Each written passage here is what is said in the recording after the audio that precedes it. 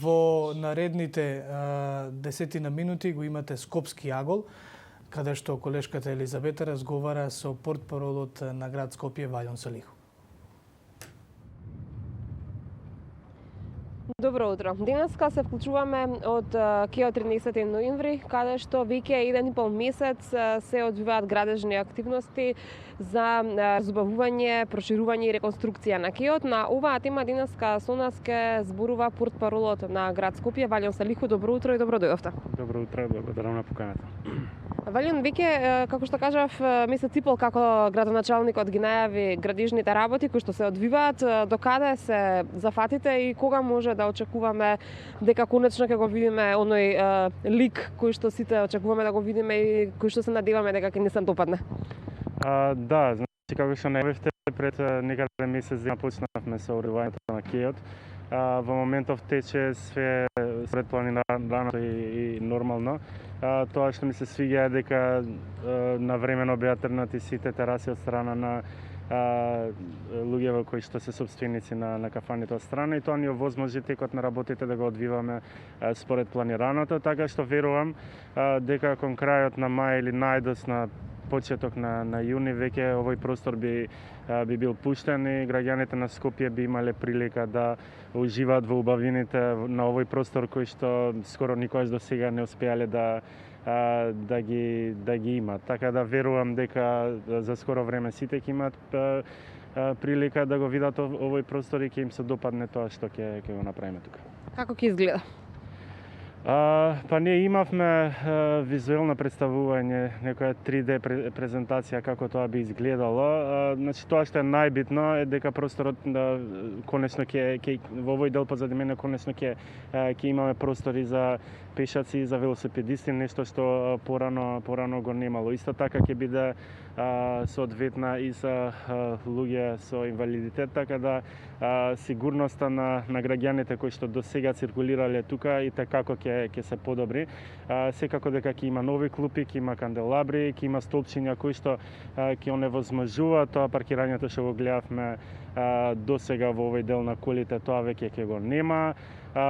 Улицата тука што беше ќе биде само сервисна за услугите на вработените Македонски телеком, која што ќе се употребува само во раните утрински часови кога ќе дојдат на работа и кога ќе си идат, а што се однесува до дотурот на роба, тој ќе се направи преку ГТС доле, а горе ќе може да се внесува роба само со велосипед. Така да генерално ќе имаме една скроз друга слика во споредба со тоа што сме навикнале да го гледаме тука, и пак кажувам, верувам дека граѓаните ќе оценат тоа и ќе им се допадне.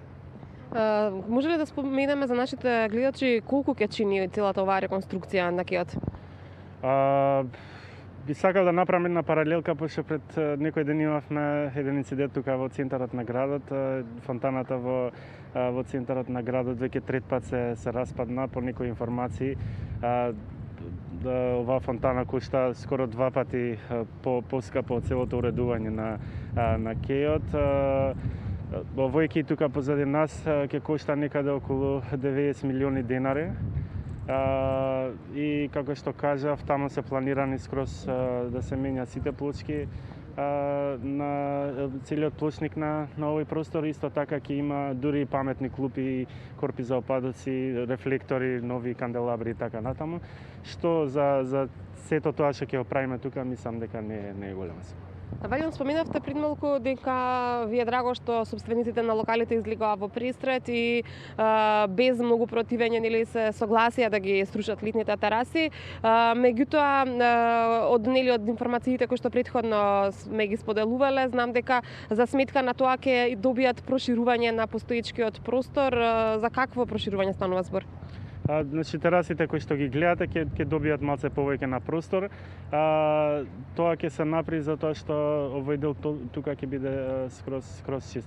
Меѓутоа најбитното е Овој дел ќе добие на циркулација, така што и самите собственици на рестораните и самиот трговски центар и како ќе има повеќе промет. Ние имавме неколку состаноци со самите собственици, немавме никакви проблеми во процесот на договарање, пошто идејата е добра и они го сватија тоа на време и секако дека вакви мали компромиси ќе има и мора да има, пошто секако дека сакаме да им искочиме на пресред како на граѓаните, така и на собствениците. Така да генерално кога ќе анализираме целата слика, убава е целата приказна позади нас што се случува и верувам дека за пар месеци овој дел ќе биде еден дел од Скопје кој што не само ние граѓаните, туку и туристите кои што ќе доаѓаат, ќе гледаме се повеќе на слики на нашите фејсбуци.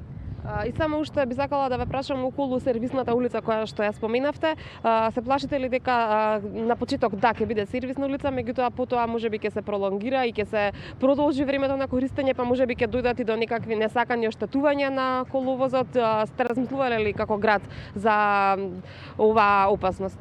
Значи, ризик секогаш може да има, тоа е неспорно, меѓутоа ако стоите позади тоа што сте го видели, ако го направите системот така како што сте го планирале, таквите појави се минимално скоро и невозможни. Така да веруваме дека тоа што сме го планирале тука ќе го изведеме и на подолг рок улицата тука ќе биде и побезбедна и за пешаците и за вработените и за сите.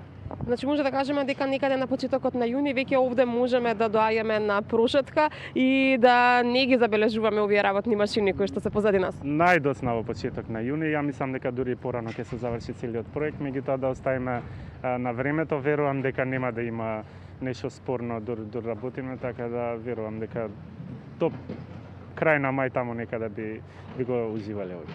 Валјам ти благодарам за денешното вклучување во утренски брифинг. Благодарам на вас. А останува ние да почекаме уште некој месец, па да дојдеме тука и уште едно линково вклучување да направиме кога кеот ќе биде финиширан.